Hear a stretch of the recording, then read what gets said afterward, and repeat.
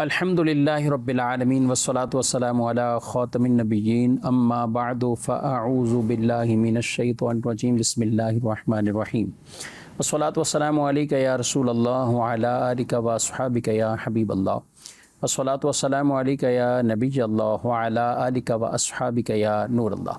مدنی channel کے ناظرین، programme آسان درس قرآن میں آپ کو خوش آمدید کہتے ہیں۔ اللہ رب العالمین ہم سب کو قرآن مجید فرقان حمید پڑھنے سمجھنے کی توفیق عطا فرمائے اور قرآن کی تعلیمات پر عمل پیرا ہونے کی سعادتیں عطا فرمائے۔ ناظرین کرام، اس پروگرام میں بالترتیب قرآن مجید فرقان حمید کے درس کا سلسلہ جاری ہے اور ہم سورہ یونس کی آج آیت نمبر 58 سے 58 سے اپنے درس کا آغاز کریں گے۔ یہاں اللہ رب العالمین نے اس سے قبل قرآن مجید فرقان حمید کی اہمیت، قرآن کی عظمت، قرآن منزل من اللہ کی طرف سے نازل کی گئی کتاب ہے، اس پر ایمان لانے اور مختلف انداز سے ان لوگوں کا رد کیا کہ جنہوں نے کہا کہ قرآن یہ خود ہی بنایا ہوا، قرآن کی آیتوں کو یا صورتوں کو خود بنایا ہوا ہے، تو ان کا اللہ نے رد فرمایا ہے کہ اگر ایسا ہے تو پھر تم بھی اس کی مثل بنا کر لاؤ۔ اور یہ چیلنج قرآن میں کئی مقامات پر رب تبارک و تعالی نے ارشاد فرمایا ہے۔ تو جو اہل ایمان قرآن پر ایمان لائیں ان کو اللہ قیامت کے دن جو انعامات عطا فرمائے گا اس کا بیان بھی ہوا، اور جنہوں نے نبیوں کو جھٹلایا، امام الانبیاء صلی اللہ علیہ وسلم کی تکذیب کی اور قرآن پر ایمان نہ لائے، ان کے لیے وعیدوں کو، عذابات کو بھی اللہ تعالیٰ نے بیان فرمایا ہے۔ یہ فرمانے کے بعد ارشاد فرمایا ہے قُلْ بِفَضْلِ اللَّهِ وَبِرَحْمَتِهِ فَبِذَلِكَ فَلْيَفْرَحُوا هُوَ خَيْرٌ مِّمَّا يَجْمَعُونَ۔ ارشاد فرمایا تم فرماؤ اللہ کے فضل اور اس کی رحمت پر خوشی منانی چاہیے، یہ اس سے بہتر ہے جو وہ جمع کرتے ہیں۔ یاد رکھیں یہاں خوشی یعنی فرح، اور یہاں فرمایا گیا فَلْيَفْرَحُوا، چاہیے کہ وہ خوشی منائے۔ شارحین اور مفسرین بیان کرتے ہیں کہ کسی بھی پیاری اور محبوب چیز کے مل جانے سے دل میں جو لذت اور خوشی داخل ہوتی ہے اسے فرحہ کہتے، اور یہاں فَلْيَفْرَحُوا کہا کہ چاہیے کہ ایمان والے خوشی منائیں۔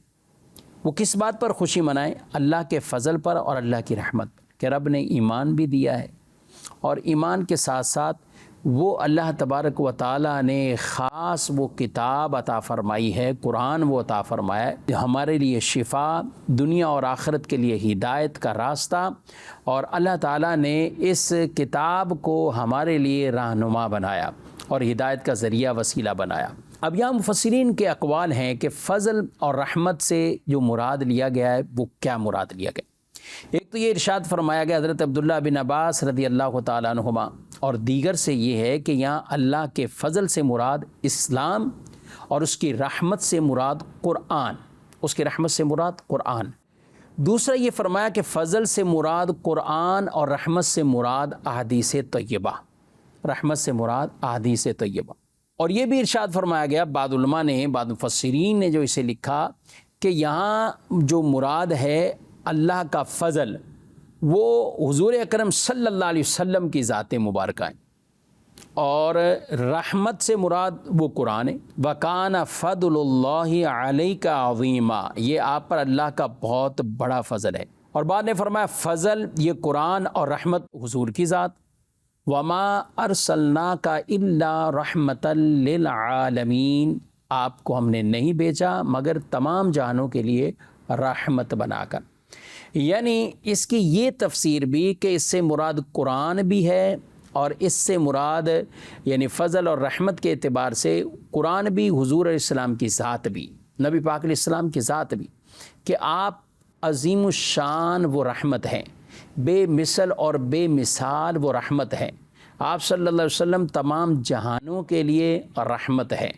آپ کی رحمت، آپ کا رحمت للعالمین ہونا، یہ کسی مکان کے ساتھ، کسی جگہ کے ساتھ، کسی قوم کے ساتھ یہ خاص نہیں، بلکہ عام ہے، عموم کے اس میں، اور رسول مکرم صلی اللہ علیہ وسلم کی ذات مبارکہ کو رحمت للعالمین کا جو لقب ملا، اور رحمت للعالمین اللہ رب العالمین نے آپ کو بنا کر کائنات کے اندر مبعوث کیا، بھیجا، اور یہاں فرمایا گیا کہ اللہ کی رحمت پر خوشی کرو، اللہ کی رحمت پر وہ چاہیے کہ خوشی کریں۔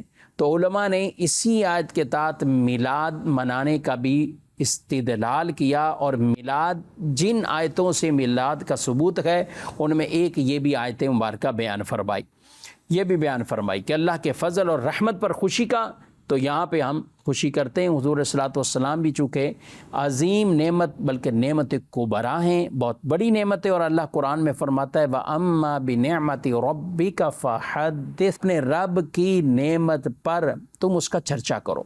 تو چرچا کرنے کے کیا انداز ہوتے ہیں؟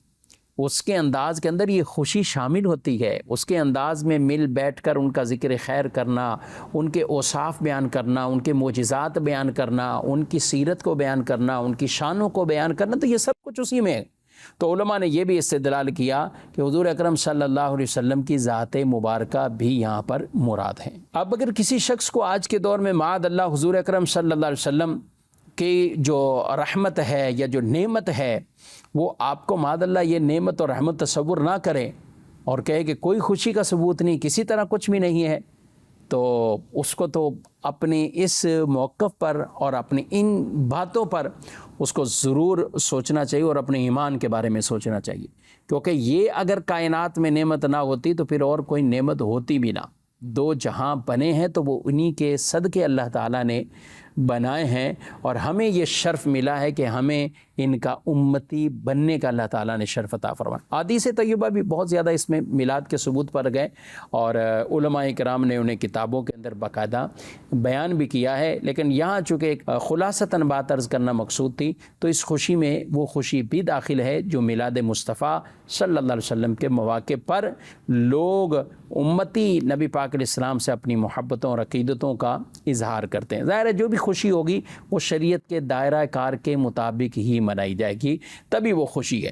لیکن جس خوشی میں اگر کوئی معاذ اللہ خرافات کہتے ہیں، کوئی اور چیزیں ایسی شامل کر لیتے ہیں، تو ہم ان چیزوں کے قائل نہیں ہیں، ہم اسی خوشی کے قائل ہیں کہ جو شریعت کے دائرہ کار کے مطابق، اور الحمدللہ علماء اہل سنت کی، عوام اہل سنت، علماء اہل سنت کی نگرانی میں اور انہی کی رہنمائی میں میلاد مصطفیٰ صلی اللہ علیہ وسلم بھی بڑے احترام اور عقیدتوں کے ساتھ یہ مناتے ہیں۔ آگے اللہ ارشاد فرماتا ہے قُلْ أَرَأَيْتُمْ مَا أَنزَلَ اللَّهُ لَكُم مِّن رِّزْقٍ فَجَعَلْتُم مِّنْهُ حَرَامًا وَحَلَالًا قُلْ اللَّهُ أَذِنَ لَكُمْ أَمْ عَلَى اللَّهِ تَفْتَرُونَ، تم فرماؤ بھلا بتاؤ کہ اللہ نے تمہارے لیے جو رزق اتارا ہے تو تم نے اس میں سے خود ہی حرام اور حلال بنا لیا؟ تم فرماؤ کیا اللہ نے تمہیں اس کی اجازت دی ہے، یا تم اللہ پر جھوٹ باندھتے ہو، یا تم اللہ پر جھوٹ باندھتے ہو؟ یہاں پر کفار عرب یہ کچھ جانور ایسے ہیں کہ جن کو بتوں کے نام پہ چھوڑتے تھے، بحیرہ، صائبہ، وسیلہ، مختلف، اور اسے حرام جانتے تھے۔ تو اللہ تعالیٰ نے فرمایا کہ یہ تو یعنی جو حلال جانور ہے تم نے خود ہی اسے حرام کر دیا، تو تم بتاؤ اللہ نے تمہیں کیا اس کی اجازت دی ہے یا تم جھوٹ بولتے ہو؟ یعنی اگر حلال حرام کیا ہے تو تم بتاؤ نا کس جگہ پہ حرام کیا ہے، خود ہی تم نے اسے حلال سمجھ لیا، اسے حرام۔ اس سے ایک اصول پتہ چلا کہ آدمی اپنی من مرضی سے کسی چیز کو یوں نہ کہہ لے کہ یہ اس کو حرام، اس کو حرام، اس کو حرام۔ کہاں سے ہے، کس اصول کے تحت؟ حلال حرام تو یہ من جانب اللہ ہوگا، من جانب الرسول ہوں گے، جو جن کو اللہ اور اس کے رسول منع کر دیں گے، اس کے اوپر بات ہوگی، لیکن خود اپنی مرضی سے کسی کو یوں ہم قرار نہیں دیں گے۔ تو لہذا جو حلال اللہ کا حلال کرتا ہے وہ حلال رہے گا، جو حرام کرتا ہے وہ حرام رہے گا۔ اب معاشرے کے اندر بے پردگی، معاشرے کے اندر طرح طرح کے گناہوں کو، یعنی جنہیں شریعت حرام کہتی، انہیں کوئی حلال کرنے کی طرف تلا ہو اور ان کی اجازت دینے پر مصر کو، معاشرے میں سود پھیلانے والوں نے سود کو حلال کرنے اور سود کو عام کرنے کی اجازت دے دی، تو جو حرام ہے وہ حرام رہے گا۔ اچھا جو حلال ہے، پھر یہاں کچھ ایسے بھی ہیں کہ جو حلال چیزیں ہیں اس کو حرام قرار دے دیتے، فاتحہ، نیاز، طرح طرح کے اس طرح کے جو کھانے کہیں حرام ہو گیا۔ کیوں؟ اس پہ فاتحہ پڑھی، فاتحہ تو قرآن اور حدیث یا کلمات پڑھے گئے، کیا پڑھا گیا اس میں؟ چاروں کل پڑھے گئے ہیں، سورہ فاتحہ پڑھی ہے، سورہ بقرہ کی ابتدائی کچھ آیتیں پڑھی، پھر مختلف منتخب آیتیں پڑھی، تو اس سے کیا کھانا کہاں سے حرام ہو گیا؟ تو یہ اپنی مرضی سے حلال کو حرام قرار دینا، حرام کو حلال قرار دینا، یہ مسلمانوں کا انداز نہیں ہے، یہ تو کفار عرب کا تھا، یہ کفار مشرکین کا تھا، یہ مشرکین مکہ کا یہ انداز تھا۔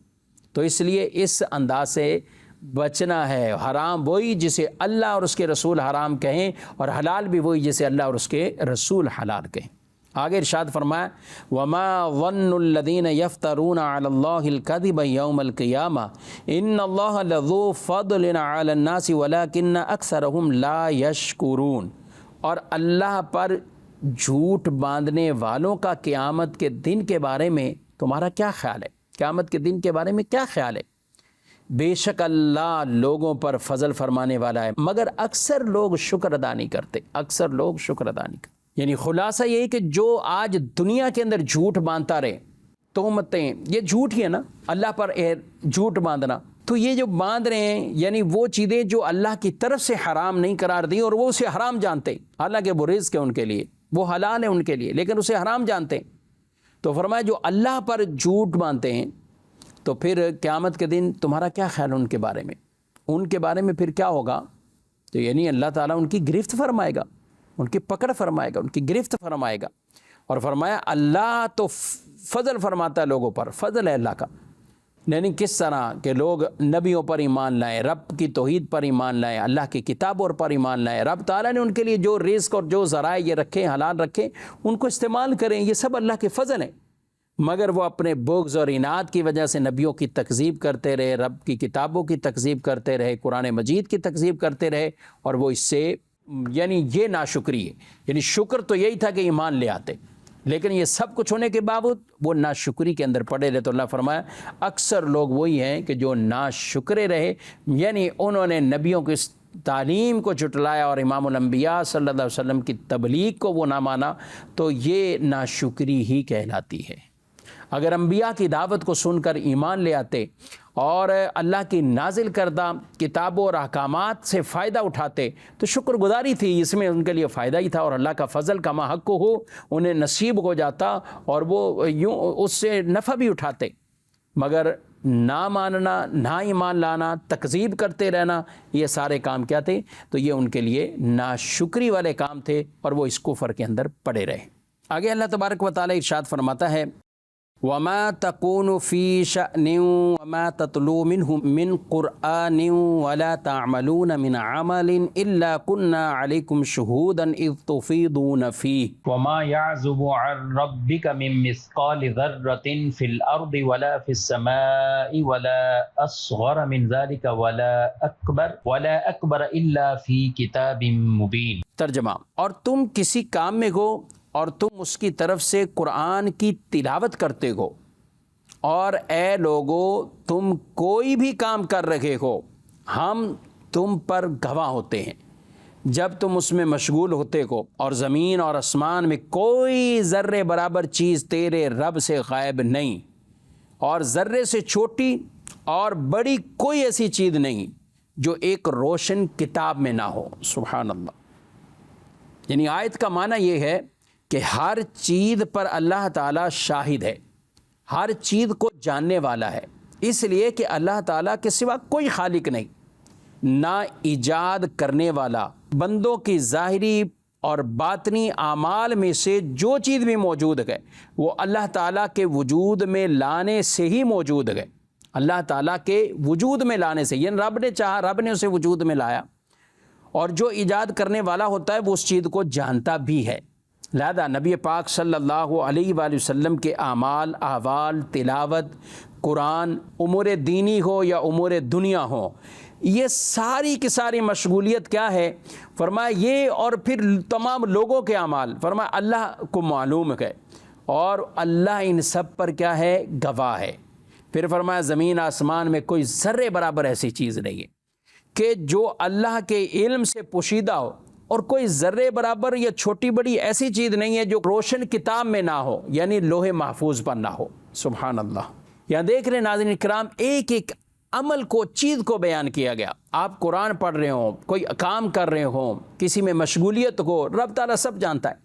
یہ آیت مبارکہ یہ ہمیں بہت کچھ سکھا دیتی ہے کہ اللہ تعالیٰ ہر لمحے کو، ہمارا عقیدہ ہوتا ہے، ایمان ہے، اللہ دیکھ رہا ہے، اللہ سن رہا ہے، سنتا ہے، دیکھتا ہے، لیکن آخر جب نافرمانی میں جاتے ہیں ایسے کاموں میں تو پھر یہ چیزیں بھول کیوں جاتے ہیں؟ تو اللہ تعالیٰ دیکھ بھی رہا ہے، اللہ سن بھی رہا ہے، اللہ دیکھتا بھی ہے، سنتا بھی، اللہ کو علم بھی ہے ایک ذرے ذرے کا، اور فرمایا ہر چیز کے بارے میں کوئی ذرے برابر بھی ایسی نہیں کہ اللہ کے علم میں نہ ہو۔ اور پھر آگے یہ بھی ارشاد فرما دیا کہ نہ کوئی زمین میں ایسی چیز ہے، نہ آسمان میں ایسی چیز ہے جو اس روشن کتاب میں یعنی اس لوح محفوظ پر کوئی نہ لکھی ہوئی ہو۔ تو لہذا آدمی اپنے اعمال کے اعتبار سے جلوتوں میں ہو، خلوتوں میں ہو، تنہائی میں ہو، مجمع میں ہو، وہ اللہ سے ڈرتا رہے۔ قیامت کے دن اللہ تعالیٰ ان لوگوں کو بہت سخت عذاب دے گا، سزا دے گا، جو لوگوں سے تو ڈرے لیکن اللہ سے نہ ڈرے۔ لوگوں سے ڈرے، اللہ سے نہ ڈرے، لوگوں سے حیا کرتے رہے، اور حیا کی وجہ سے کئی برائیوں سے، گناہوں سے بچے، مگر اللہ سے انہوں نے حیا نہ کی، اللہ سے وہ نہ ڈرے۔ تو اس لیے محترم ناظرین کرام، ہمارا ایمان ہے، ہمارا عقیدہ ہے، اللہ تعالیٰ سب چیزوں کو جانتا ہے، تو آدمی جب گناہ کی طرف جائے یا کوئی شیطان وسوسے ڈالے تو پھر یہ فوراً ذہن کے اندر یہ بات لے آئیں، اللہ دیکھ رہا ہے، اللہ جانتا ہے، اللہ کو علم ہے، اور اللہ پھر قادر بھی ہے، اللہ پکڑ بھی فرمائے، گرفت بھی فرمائے گا۔ اس لیے قرآن مجید میں ان لوگوں کے بارے میں ارشاد فرمایا گیا ہے کہ جو اللہ سے ڈرنے والے، ان الذین اتقوا اذا مسهم طائف من الشیطان تذکروا فاذا هم مبصرون، کہ وہ جو اللہ سے ڈرنے والے متقی ہیں، انہیں اگر کوئی شیطانی ٹھیس پہنچتی ہے تو انہیں یاد آ جاتا ہے اور وہ دیکھنے والے بن جاتے ہیں، دیکھ لیتے ہیں، یعنی ان کی آنکھیں کھل جاتی ہیں کیونکہ وہ اللہ سے ڈرنے والے ہوتے ہیں۔ اللہ تعالیٰ ہم سب کو بھی وہ حیا اور وہ خوف اور خشیت الہی والی کہ ہم اللہ سے ڈرنے والے بنیں، اللہ ہمیں یہ اچھی عادت اور اچھی صفت بھی عطا فرمائے، آمین۔ آگے اللہ رب العالمین ارشاد فرماتا ہے، الا ان اولیاء اللہ لا خوف علیہم ولا هم يحزنون الذین آمنوا وکانوا یتقون، سن لو بے شک اللہ کے ولیوں پر نہ کچھ خوف ہوگا اور نہ وہ غمگین ہوں گے، نہ وہ غمگین ہوں گے، وہ جو ایمان لائے اور ڈرتے رہے، جو ایمان لائے اور ڈرتے رہے۔ یہاں پر اللہ کے پیارے بندوں کا بطور خاص اللہ نے اولیاء اللہ یعنی ولی ولا سے، ولا کا معنی یہ ہے قرب کے معنی ہے اور نصرت کے بھی ہیں۔ تو ولی اللہ کون کہلاتا ہے؟ ولی اللہ وہ کہلاتا ہے جو فرائض کی ادائیگی سے اللہ تعالیٰ کا قرب حاصل کرے، فرائض کرے، ادا کرتا رہے اور اس سے قرب حاصل کرتا رہے، اور اللہ کی اطاعت میں ایسا مشغول رہے کہ اس کا دل اللہ تعالیٰ کے نور جلال کی معرفت میں مستغرق ہو، اور جب دیکھے قدرت الہی کے دلائل دیکھے، اور جب سنے اللہ کی آیتیں سنے، اور جب بولے تو رب تعالیٰ کی ثنا کے ساتھ بولے، اور جب حرکت کرے تو اطاعت الہی میں حرکت کرے، اور جب کوشش کرے تو اسی کام میں کوشش کرے جو اللہ تبارک و تعالیٰ کے قرب کا ذریعہ ہو، وہ رب تعالیٰ کے ذکر سے نہ غافل ہو، وہ رب تعالیٰ کے ذکر سے نہ کبھی نہ تھکے۔ تو یہ صفات کن کے؟ یہ اولیاء کی ہیں۔ اور جب بندہ ان صفات کا حامل ہو جاتا ہے تو پھر کیا ہے؟ اللہ تعالیٰ اس کا ولی، ناصر، معین اور مددگار ہے۔ اللہ تعالیٰ اس کا ولی، ناصر، معین اور مددگار ہے۔ تو یہ رب تبارک و تعالیٰ نے اپنے اولیاء اللہ کی جو شانوں کو بیان کیا کہ انہیں نہ کوئی خوف ہوگا نہ وہ غمگین ہوں گے۔ اب یہ ولی کون ہے؟ مختلف ایسی تفاسیر اس کی بیان کی گئی، اور ایک تو تفسیر اور شان خاص جو اللہ تعالیٰ نے خود ہی قرآن میں بیان فرمایا، الذین آمنوا وکانوا یتقون، ولی صفت تو وہ ہیں کہ جو ایمان والے ہیں اور ڈرتے ہیں، متقی ہیں، وہ اللہ تعالیٰ سے ڈرنے والے ہیں، وہ اللہ تعالیٰ سے ڈرنے والے، ان کی ساری زندگی تقویٰ پرہیزگاری میں گزرتی ہے۔ اب انہیں کوئی خوف نہیں ہوگا، انہیں کوئی غم نہیں ہوگا۔ مراد کیا ہے؟ کہ انہیں آخرت میں، مستقبل میں عذاب کا کوئی خوف نہیں، اور نہ ہی موت کے وقت غمگین ہوں گے۔ اور یہ بیان کیا گیا قیامت کے دن ان کو کوئی خوف نہیں ہوگا اور نہ غمگین ہوں گے۔ دیکھیں خوف کس چیز ہوتا ہے؟ کہ آدمی نے کوئی برائی نافرمانیاں کی ہیں تو انہیں خوف لائق ہوتا ہے کہ آگے ہوگا کیا. اچھا غم ان کو ہوتا ہے کہ جن سے کچھ چھوٹ گیا ہو، کوئی اعمال رہ گئے ہوں تو غمگین بھی ہوں. تو یہ اللہ کے جو پیارے بندے، جو اولیاء اللہ، جو ان صفات کے حامل ہوتے ہیں، تو انہیں کوئی خوف ہی نہیں، کیونکہ انہوں نے وہ نافرمانی والے کام کیے نہیں، اللہ کی رحمت سے محفوظ رہے. اور انہیں غم بھی نہیں ہے کہ دنیا چھوڑ آئے، موت ہو گئی، یہ وہ اس چیز کا کوئی غم نہیں ہے. اور پھر ساتھ ساتھ وہ عمل کہ ہمارے سے وہ رہ گئے، یہ رہ گئے، یہ رہ گئے، اس کا کوئی غم بھی نہیں ہے، کیونکہ انہوں نے ان عمل کو کامل طریقے سے ادا کیا ہے، نیک عمل بھی کرتے رہے. ان الذین آمنوا وعملوا الصالحات، ان آیتوں کے یہ مصداق رہے. انہوں نے اپنی زندگیاں ایسی گزاری ہیں. اور پھر اولیاء کرام کے ظاہر ہے کئی اقسام کو بیان کیا گیا، لیکن آگے ان کی جو شانیں اللہ نے جو بیان فرمائی ہے، فرمایا کہ کوئی خوف اور کوئی وہ تو نہیں ہوگا ان پر، لیکن کیا لہم البشریٰ فی الحیات الدنیا وفی الآخرہ لا تبدیل لکلمات اللہ ذالک هو الفوز العظیم. ان کے لیے دنیا کی زندگی میں اور آخرت میں خوشخبری ہے، اللہ کی باتیں بدلتی نہیں. یہی بڑی کامیابی ہے، یہی بڑی کامیابی ہے. اب یہاں پر مختلف یہ بیان کیا گیا کہ دنیا کے لیے کیا خوشخبریاں ہیں اور آخرت میں. ایک تو خوشخبری یہ ہے کہ فرشتے ان کو جو خوشخبریاں دیتے ہیں ان کی موت کے وقت، اور ایک وہ کہ جو اہل ایمان اور اہل تقوی اور ولی اللہ کو موت کے بعد، وصال کے بعد انہیں جو خوشخبری سنائی جاتی ہے. جو کامیاب ہوتا ہے قبر میں انہیں کیا کہا جاتا ہے؟ نم کنومت العروس، سو جا جیسے دلہن سوتی ہے. تشبیہ دے گی دلہن کی طرح.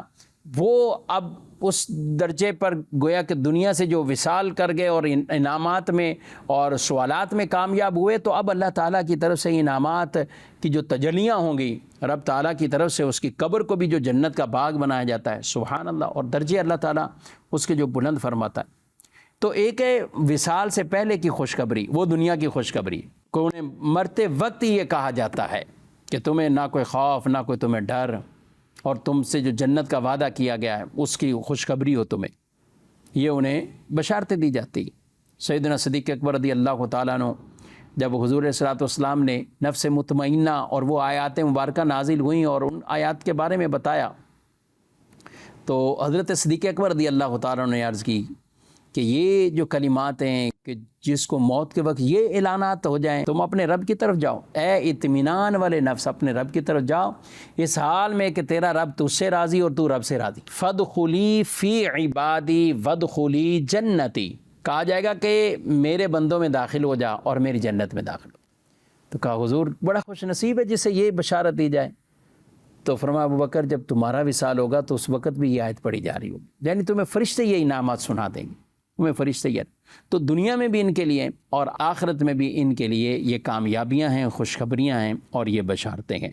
اچھا یہاں ایک خوشخبری دنیا کے اعتبار سے ایک اور بھی کہ آدمی نیک عمل کرتا ہے، زبانوں پر لوگوں کے جاری ہو جاتا ہے کہ یہ نیک ہے، یہ نیک ہے. خود وہ قصد نہیں کرتا کہ میری نیکیاں لوگوں کے زبانوں پہ جاری ہو جائیں، حالانکہ وہ تو تنہائی میں عمل کرتا ہے اور کیسے کیسے عمل کرتا ہے، لیکن لوگ اس کی تعریف کرتے ہیں. تو اس کو دنیا کے اندر بھی ایک جلد خوشخبری والی بات بتائی گئی، جلد خوشخبری والی بات. اور یہاں اولیاء اللہ یاد رکھیں، حدیث کی طرف میں نہیں گیا لیکن حدیث بکثرت ہے اس کے اوپر کہ جب اللہ کسی بندے سے محبت کرتا ہے تو آسمانوں میں اعلان فرماتا ہے، جبریل امین سے کہتا ہے میں فلاں سے محبت کرتا ہوں، تو بھی محبت کر، آسمان میں اعلان کر. پھر آسمان والے محبت کرتے ہیں، پھر زمین میں اس بندے کی مقبولیت کو رکھ دیا جاتا ہے. ایک اور حدیث پاک جس میں ارشاد فرمایا من عاد علی ولیجا فقد آذنتہ بالحرب، جو میرے ولی سے دشمنی رکھے گا میرا اس کے لیے اعلان جنگ ہے. اللہ فرماتا ہے میرا اس کے لیے اعلان جنگ ہے. اب اس حدیث میں بھی طویل حدیث ہے جس میں یہ بات ارشاد فرمائی گئی کہ آدمی فرائض سے بڑھ کر کوئی ایسی چیز نہیں ہے کہ جس میں اللہ فرماتا ہے کہ کسی اور عمل سے وہ بندہ میرا قرب حاصل کرے. فرائض سے کرتا رہتا ہے، پھر نوافل کے ذریعے قرب حاصل کرتا رہتا ہے، یہاں تک کہ میں اسے اپنا محبوب بنا لیتا. اور جب اللہ اسے محبوب بناتا ہے تو یہ جو دوسری روایت ہے، آسمان والے بھی محبت کرتے ہیں، آسمان والے بھی محبت کرتے ہیں، زمین میں مقبولیت رکھ دی جاتی ہے، لوگوں کے دل بھی اس ولی اللہ کی طرف کھینچ جاتے ہیں اور اس کی محبت میں وہ بہہ جاتے ہیں. تو یہ کیا ہے؟ یہ اللہ کی طرف سے انعام ہے اور یہ دنیا کے اندر ہی ان کے لیے خوشخبریاں اور بشارتیں ہیں. ہمیں چاہیے کہ اللہ کے جو نیک بندے ہیں، اللہ کے اولیاء ہیں، ان سے اپنی محبتوں اور عقیدتوں والا ان سے رشتہ رکھے، کیونکہ آج ان سے عقیدت محبت رکھیں گے تو ان کے نقش قدم پہ چلیں گے اور اس راستے پر چلیں گے. اگر یہ انداز ہی نہیں اختیار کریں گے تو پھر ان کے راستے پہ کیسے چلیں گے؟ پھر اس نقش قدم پر کیسے چلیں گے؟ تو اس لیے اولیاء اللہ سے یہ تعلق یہ اللہ کی محبت کی وجہ سے، اور یہی تعلق وہ کہ جو ہمیں اس سیدھے راستے پر چلانے والا ہے، اس سیدھے راستے پر لانے والا ہے۔ ہمیں قرآن میں صراط الذین انعمت علیہم فرمایا گیا، ان لوگوں کے راستے پر چلنے کا ہم دعا مانگتے ہیں، اے اللہ جن پر تیرے انعام ہوئے، جن پر تیرے انعام۔ تو اس لیے اللہ کے پیارے بندے اولیاء سے بھی محبت کریں، ولی اللہ سے محبت کریں، اور ان کے نقش قدم پر بھی اللہ تعالی ہم سب کو چلنے کی توفیق عطا فرمائے۔ ناظرین کرام، پروگرام کا وقت تو اپنے اختتام کو پہنچا ہے۔ آج تک یہ آپ نے درس سنا، اور انشاءاللہ اس سے اگلی آیت مبارکہ سے اپنے درس کا آغاز نیکسٹ پروگرام میں کریں گے۔ اللہ تعالیٰ نور قرآن سے میرے اور آپ کے سینوں کو روشن منور فرمائے، آمین بجاہ النبی الامین صلی اللہ علیہ وسلم۔